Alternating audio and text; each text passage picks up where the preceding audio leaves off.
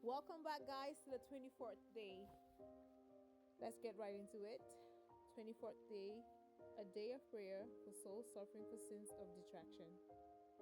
Silence kept in a spirit of devotion brings great solace to the suffering souls. There are few who do not sin by the tongue, and purgatory is filled with souls who suffer for having given that member too much liberty. Offer today for their relief some acts of self-denial. When a mariner has lost his chart and compass and finds himself the sport of wind and wave, he is glad to direct his bark across the troubled waters by the faint and flickering gleam of the distant stars.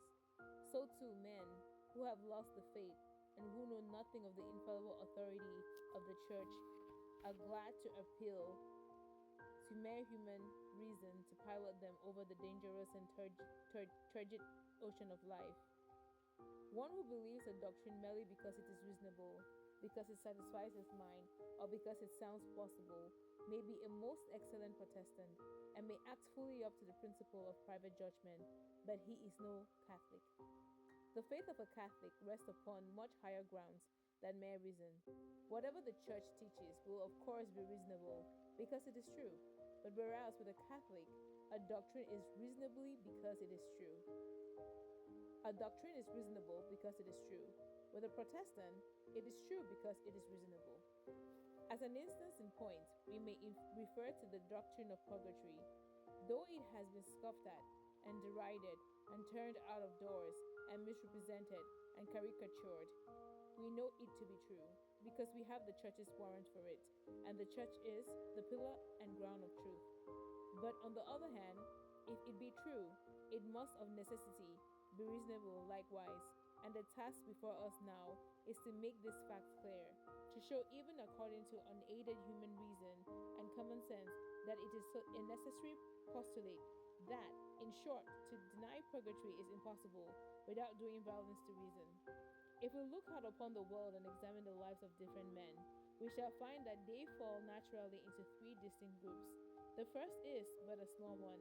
It consists of those highly favored souls, few and rare, who spring up perfect creations of divine grace and power.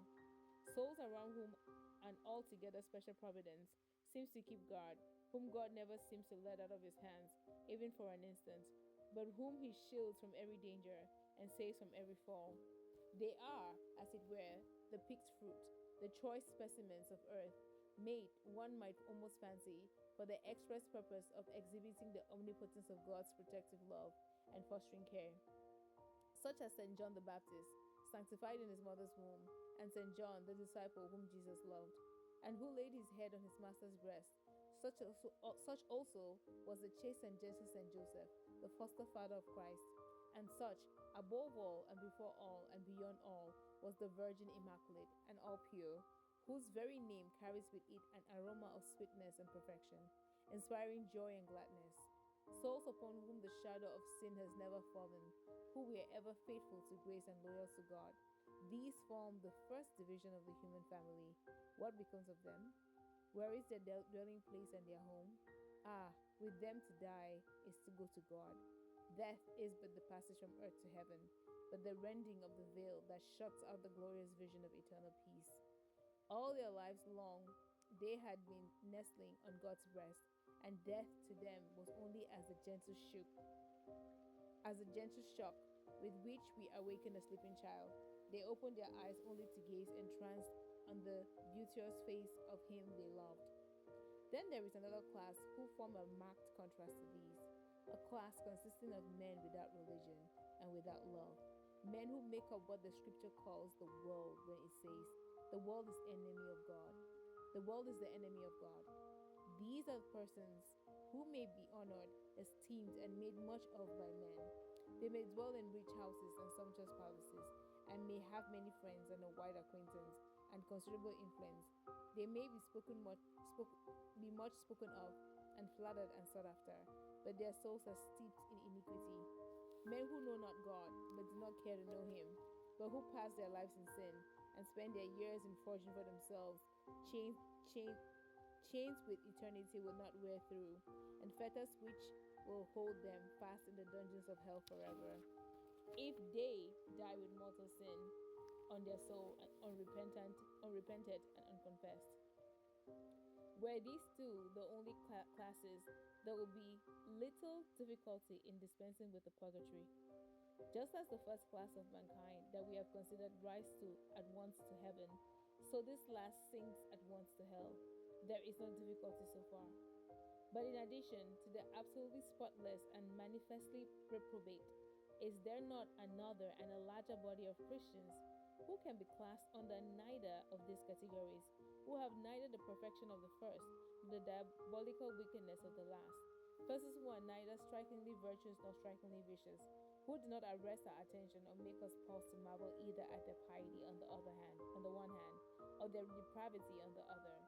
Men of ordinary virtue, of decent, regular lives, honest, sober, truthful, modest. Men who have their faults and their failings, and who are striving with a greater or lesser earnestness against them. Men who fall and perhaps occasionally fall grievously, but who struggle up again and go on their way resolved to do better. What is to become of such as these when they come to die? Suppose death were suddenly to overtake them. Into what invisible region would their souls wing their flight? Would they ascend at once, all stained and bespattered with the slime of earthly imperfection, into the very bosom of God? Or must we perforce consign them straight away to the land of eternal darkness and to the pool of quenchless fire? Is there no third alternative? According to the popular Protestant teaching, there is not. But we'll take a typical case. Suppose a man living in the great dreary city of London, or Liverpool, or Manchester, a married man, a married man of mature age. He is a lawyer, or a doctor, or a man of business. He spends the greater part of the day in the exercise of his profession or trade. He enjoys life, he shares his amusements and his recreations. He is respected and trusted, and has many friends. His business will not permit him much time for religious practices, though it must be confessed that he gives less even than he might. He goes to Mass, at least on Sundays, though he studiously avoids the sermon. He says his morning and evening prayers, but he would rather we did not inquire too nicely into the fervor and earnestness that accompanies them. He confesses his sins, but his purpose of amendment are not very firm, and he takes no great trouble to atone for sin by any self-imposed penance. He has his faults, and he is not altogether unconscious of them. Nay, he regrets them, though he may not make any sustained effort to overcome them. Then he is irritable, or quarrelsome, or harsh to his subordinates, or he is too unmeasured and unrestrained with his tongue.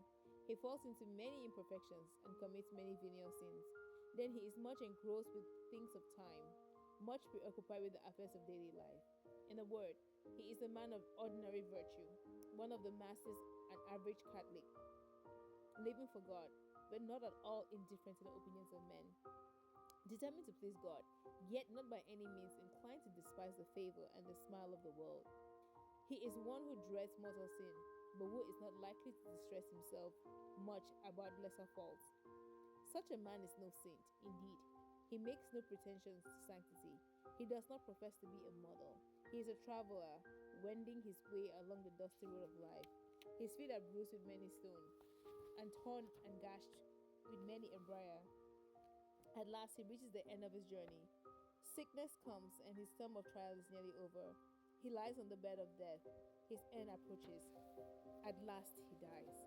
He dies as men generally die. That is to say, as he lived. His death is, in fact, what deaths almost invariably are: an abridgment, an epitome of life. It is good, not perfect. We rejoice that it is no worse, though we might wish it were better. It inspires us with confidence and hope, but it is not the death of the saint. Here I have sketched, as though with a few hasty strokes of the pencil, a typical man, one who may be said to represent a considerable number.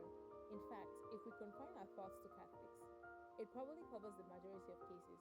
We ourselves must surely come under the number, for if we dare not aspire to the innocence of a St. John the Baptist, so neither shall we consent to take our stand amongst the reprobate. Indeed, we may say that this class is made up of myriads. But now the question arises, what is to become of these myriads? Where are we to place men, such as the one whose character I have roughly drawn? Were we Protestants of the ordinary type, we should be sorely perplexed, for they permit only heaven and hell, and he is a little fitted for the one place as for the other. They place us they place us in the most awkward dilemma, so long as they allow us with the two alternatives. Is he then to be born straight to heaven without any previous purification, without any cleansing or preparation? Is this soul the abode of 1,000 imperfections and small vices and failings, to take its stand at once among the glorious citizens of the city of God? Certainly not. The words of the Holy Spirit Himself are eminently explicit on this point. God declares in unmistakable language that nothing defiled shall enter heaven. Nothing defiled. No, not a stain or a blot, be it but a sin, but of a sin of thought, or a hasty word, however passing, however momentary, if but a particle of earthly dust or defilement still adhere to the soul, it cannot enter. No one who reflects upon what heaven is would allow for a moment that an ordinary average Christian can enter at once into its possession. For what is heaven in its essence and substance? What constitutes the ecstatic joys of heaven? What do we mean by heaven? Heaven is the inseparable union of God, the infinite creator, with man, his fragile and lowly creature. It is a union between God and the soul. What this union is, we can neither imagine nor describe. Eye had not seen it, ear hath not heard it, the heart cannot fathom it, words cannot picture it, the mind cannot conceive it. All we know is that in it consists the essential bliss of heaven, a bliss so excessive, so overpowering, that without it all other joys are empty, illusory, and unsatisfying. Now, we will dare say that God will so unite with Himself any soul not perfectly spotless? Who will assert that infinite purity and holiness would extend His arms and draw to His side and press to His bosom anything that is defiled or stained or sinful or impure? He knows little of God, who imagines that there can be any such union between light and darkness, between truth and falsehood, beauty and deformity. Then, must we say that all these souls are to be condemned to the quenchless flames of hell? Are all but the very highest of the canonized saints to pass their eternity in the prison house of God's wrath? Are all but a solitary saint here and there to be cast away utterly? This is the awful conclusion to which a rejection of purgatory must inevitably lead us. For reason itself rebels at the notion of the imperfect being admitted to the embraces of God. Our whole sense of God's inaccessible purity and holiness is shocked at the very suggestion of such a union. We cannot entertain it. So that if hell be the only alternative, to hell they must go. If the bottomless pit be the only other abode, then that must be their dwelling place forever and ever. Ah, what a doctrine! A doctrine to freeze the blood in one's veins, a doctrine without reason, as it is without love. The fruit of the tree of heresy is indeed bitter. How different is the sound Catholic doctrine of purgatory!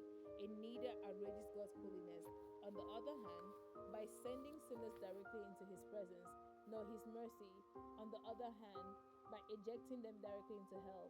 It appears to me that this doctrine, rejected, scorned, derided, though it be by heretics, reveals to us much of the grandeur and majesty of God, and illuminates in a marvelous manner the hidden depths of His divine perfections.